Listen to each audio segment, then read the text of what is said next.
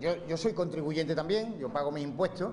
y a mí me cuesta una barbaridad pagar los impuestos, y sobre todo cuando después de haber pagado una barbaridad de retenciones todavía me sale a pagar, de verdad que se me caen las lágrimas. Y por tanto yo como contribuyente no podría entender que el fútbol, los clubes de fútbol no pagaran impuestos, pero eso no es verdad. Eso no es verdad. El martes por la mañana tuvimos una reunión en la Liga de Fútbol Profesional, todos los clubes de Primera División, en la que estuvo presente el presidente del Consejo Superior de Deporte, el secretario de Estado para el Deporte, para entendernos. Y nos echó una bronca a todos los que estábamos allí presentes, diciéndonos, poco más o menos, que éramos unos manirrotos, que éramos unos insensatos. No nos llegó a decir que éramos unos defraudadores, porque el hombre intentó, dentro de la bronca, tener un tono constructivo, pero nos dijo que teníamos que ponernos al día con Hacienda. Evidentemente, como no se trataba de entrar en un debate en profundidad sobre lo demagógico de esa afirmación en muchas ocasiones, nos limitamos a escucharlo, y en el debate interno sí tenemos que aclarar una serie de cosas. Los clubes de fútbol pagan sus impuestos, algunos los pagan en sus fechas, otros en ocasiones por necesidades de tesorería. Como cualquier empresa o como cualquier persona que tiene que pagar impuestos, a veces se ve obligado a tener que pedir un aplazamiento del pago, y cuando lo pide, a los clubes de fútbol nos tratan con la misma dureza y con el mismo rigor que le tratarían a usted si fuera a pedir un fraccionamiento porque tuviera que pagar una deuda a Hacienda y no tuviera en ese momento tesorería. ¿Qué es lo que ocurre en el fútbol español? Ocurre que la forma en que se generan los ingresos, o la forma en que se cobran los ingresos, y la forma en que se pagan los gastos, a veces no están bien organizadas en el tiempo. Y pongo un ejemplo: el Sevilla Fútbol Club hoy, a fecha 31 de mayo, tiene un excedente de tesorería y tiene imposiciones a plazo fijo en el banco que le reportan intereses, pero posiblemente dentro de unos meses, cuando llegue el momento de hacer frente al pago de la ficha de los futbolistas, al pago de la parte más importante de la ficha de los futbolistas y de los impuestos asociados a esa ficha, y cuando haya que ingresar el IVA de los abonos, pues probablemente tenga un déficit de tesorería. Si en ese momento el Sevilla entiende que no puede afrontar de golpe, de una sola vez, en un mes, el pago de esos impuestos, pedirá un fraccionamiento y solicitará a la Hacienda Pública, en vez de pagar el 20 de septiembre, pues pagar la misma cantidad más los intereses correspondientes en varias mensualidades. El Sevilla Fútbol Club en ocasiones ha pagado la totalidad de sus impuestos en sus fechas, en otras ocasiones ha solicitado un aplazamiento de parte de la deuda, pero lo ha solicitado siempre, en los últimos años al menos, en un corto plazo. A veces hemos visto que no podíamos afrontar de golpe, sin poner en peligro otra serie de operaciones convenientes para la entidad, de fichajes o de otra serie de pagos a otra serie de proveedores, y sin ánimo de financiarnos a través de Hacienda, nos hemos visto obligados a ingresar fraccionadamente esa deuda tributaria. Pero que no os quepa ninguna duda que la hemos ingresado en el plazo que nos han concedido, que el plazo que nos han concedido ha sido siempre un corto plazo, mucho más corto que el que cualquier otra empresa de otro sector en ocasiones pide, y desde luego con todo tipo de garantía y con los intereses de mercado. Hoy en día, lamentablemente, nos encontramos con un marco que, como consecuencia de una serie de años en los que la distribución de los ingresos televisivos entre los equipos de Primera División se ha ido incrementando en favor de dos grandes equipos, el Real Madrid y el Barcelona, y en merma del resto de los equipos, resulta prácticamente imposible competir por un título de Liga, y resulta bastante complicado competir por un título de Copa con esos dos grandes monstruos del fútbol español. Para que os hagáis una idea, y sin ánimo de marearos con cifras, el presupuesto anual del Real Madrid y del Fútbol Club Barcelona debe estar cercano a los 500 millones de euros, y el presupuesto del Sevilla Fútbol Club para la próxima temporada va a estar en una cifra en torno a los 60 millones de euros. Es decir, que es más de 8 veces la diferencia que nos sacan, y esa diferencia, aunque no se puede achacar exclusivamente al reparto de los derechos televisivos, de los ingresos audiovisuales, pero es evidente que entre los 150 millones de euros que por año ingresan el Madrid y el Barcelona por ese concepto, y los 30 millones por año que ingresa el Sevilla, que tiene uno de los mejores contratos más allá de esos dos grandes clubes, si multiplicamos esa diferencia de 120 millones de euros por un periodo de 5 años, por decir algo, pues estamos en torno a casi 600 millones de euros de diferencia, que evidentemente cuando se ponen a trabajar incorporando a los mejores futbolistas, creando el máximo atractivo en el mercado para tener los mejores sponsors, para ser el centro de atención de los medios de comunicación, pues evidentemente cuando se cuenta con una diferencia tan grande de presupuesto y se mantiene durante años, es prácticamente imposible competir con esos dos grandes monstruos. Y las pruebas son que en los últimos años, esta última temporada, se ha batido el récord histórico de puntos en la competición española, con el Real Madrid ganando la Liga con 100 puntos. Se han marcado por parte de las grandes estrellas del Madrid y del Barcelona, Leo Messi y Cristiano Ronaldo, una cifra sideral de goles que no se conseguía hace muchísimos años. Messi con 50 goles, si no me equivoco, ha marcado más goles que algunos equipos de primera división, y en ese contexto es absolutamente imposible, desgraciadamente, competir con ellos. ¿Eso significa que el Sevilla Fútbol Club tiene que conformarse con mantener un papel de segundón? Yo creo que no tenemos que conformarnos, no queremos que conformarnos, pero tenemos que ser realistas y tenemos que pensar que con una ciudad como Sevilla, con una afición o un número de abonados como el que tenemos y con una diferencia tan importante en materia de ingresos televisivos como la que hay con los dos grandes equipos del fútbol español, resulta imposible competir a ese nivel y por tanto va a ser imposible en los próximos años ganar la Liga o ni siquiera tener opción a pelear ese título. ¿Qué solución tiene esta? La solución es difícil. Desde el Sevilla Fútbol Club, con el apoyo cada vez más de más equipos, estamos trabajando desde hace mucho tiempo, hasta ahora desgraciadamente sin resultados visibles, por conseguir que el resto de los equipos del fútbol español comprendan que es imposible mantener este modelo y nos ayuden a presionar a nivel de las autoridades políticas o a nivel de un consenso en la Liga de Fútbol Profesional, con el apoyo de todas las instituciones, del Parlamento Español, del Parlamento Europeo, de la propia UEFA, de la propia Federación Española de Fútbol, para que hagamos en un momento determinado una raya en lo que es el actual modelo televisivo y seamos capaces de ir hacia un modelo en el que esos ingresos estén mejor distribuidos para que podamos tener una competición española más igualada, más rica, con más capacidad de competir, evidentemente asumiendo que ese reparto, el objetivo del Sevilla Fútbol Club es que nos acerque a los de arriba, aunque también permita a los que están detrás nuestra en materia presupuestaria, pues que se nos puedan acercar, pero yo creo que como aficionados es siempre mejor tener una liga más competida, una liga en la que no se sepa a priori quiénes van a ser los dos que tengan la única opción de ganar, una Copa del Rey en la que, excepto que se produzca un sorteo que determine que antes de la final, como ha ocurrido este año, se van a ver Madrid y Barcelona, va a ser muy complicado con este esquema que tenemos actualmente económico encontrar que ningún equipo que no sea esos dos va a tener la capacidad en los próximos años de ganar la Copa del Rey. Los malos resultados o la desilusión que hayamos podido tener los sevillistas por las últimas dos temporadas a nivel europeo, a nivel nacional, realmente esta última temporada, aunque yo como aficionado soy tremendamente exigente y yo para mi equipo quiero siempre que gane y que gane todos los partidos y además si puede ser jugando mejor, jugando bien, pues mejor. Pero que no os quepa ninguna duda de que aunque es cierto que hemos cometido errores o hemos cometido menos aciertos que en años anteriores, en ningún caso ello se ha debido a una falta de atención del presidente. Los que no conozcáis personalmente al nivel que lo conozco yo a José María del Nido, os puedo decir que con sus virtudes y defectos, como cualquier ser humano, tiene una capacidad de trabajo que es absolutamente increíble. Yo hay veces que no puedo entender que una persona con la que tiene encima, yo de verdad, si fuera él, si me encontrara en esa situación, que yo ya digo aquí que es, en mi opinión, injusta, porque yo creo que él es inocente y tengo la confianza de que al final los tribunales en la última instancia determinarán que es inocente. Si yo fuera él y me encontrara en esa situación, yo no saldría de mi casa, no podría, me pesaría tanto que no sería capaz de salir. Y él no solo sale de su casa, sino que va al Sevilla, tiene al Sevilla en la cabeza las 24 horas del día,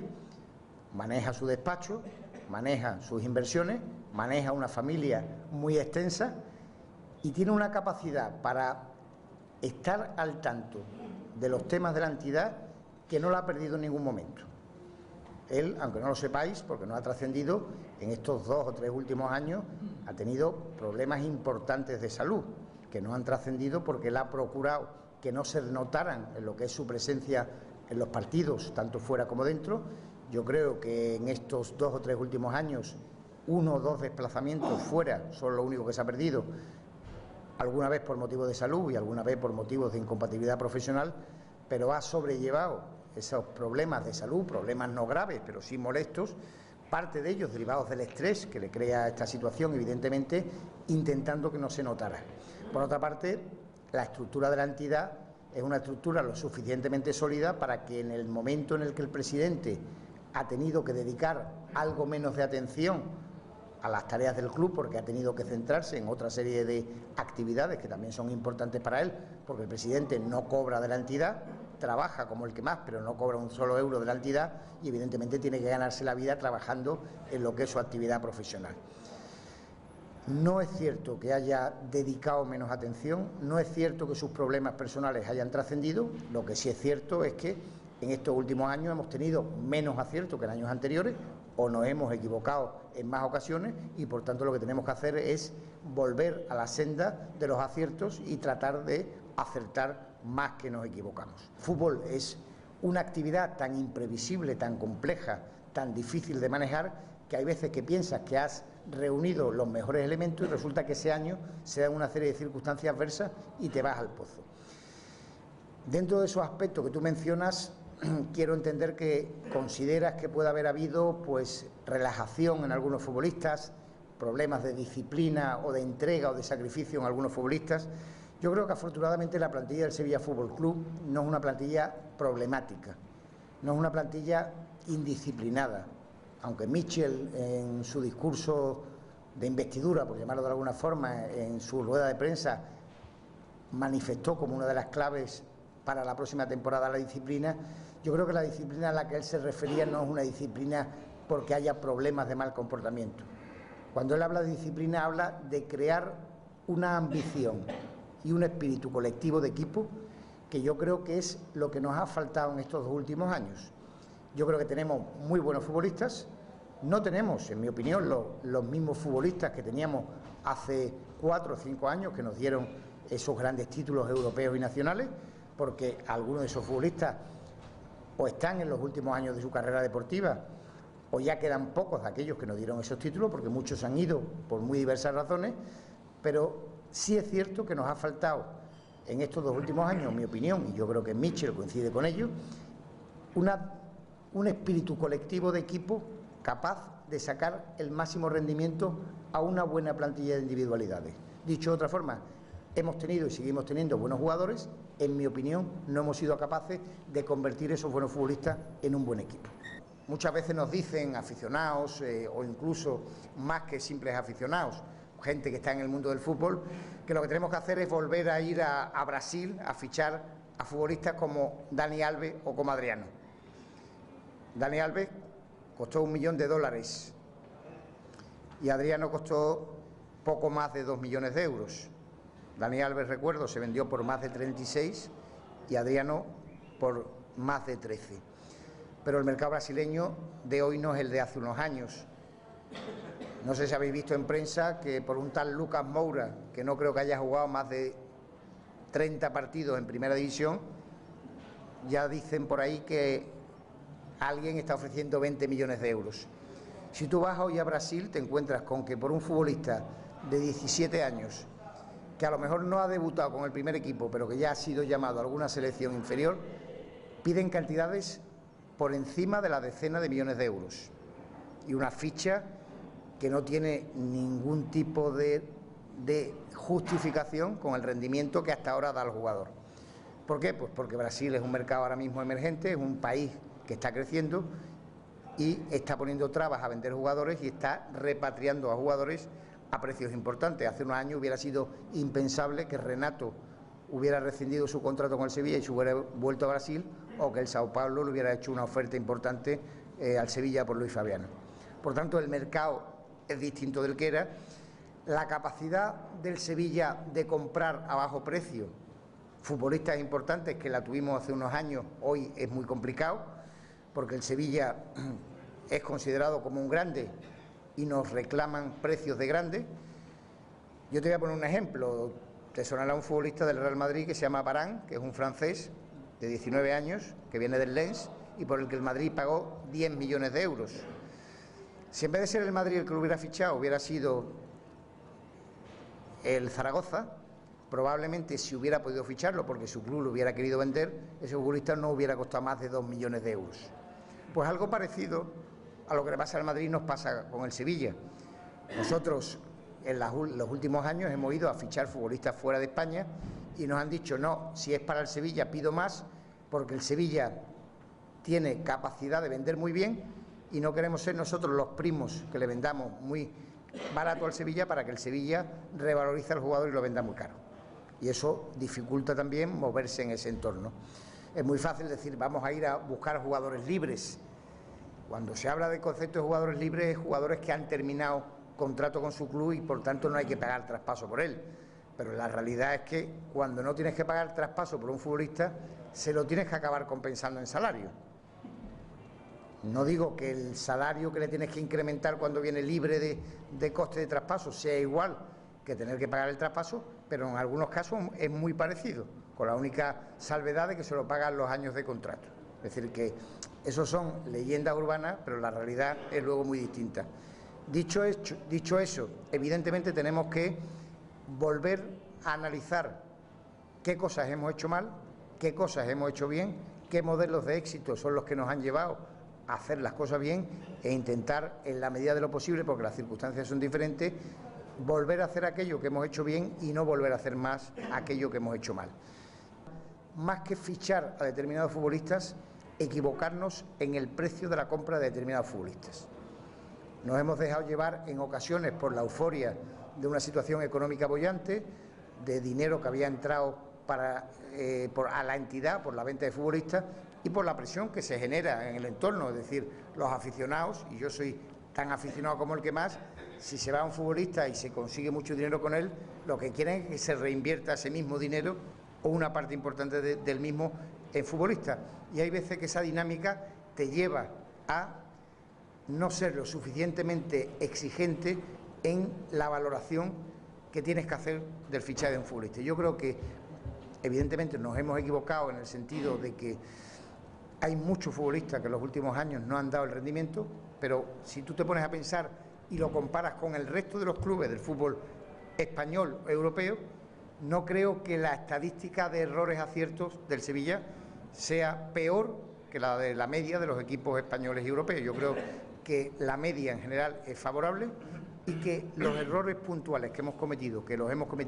no han sido tanto fichar a un futbolista concreto, sino en ocasiones pagar más de la cuenta o valorar en más de lo que realmente se debía haber valorado ese futbolista, fruto de todas esas circunstancias. Fue una reunión esperanzadora, pero desgraciadamente en los últimos tiempos, excepto en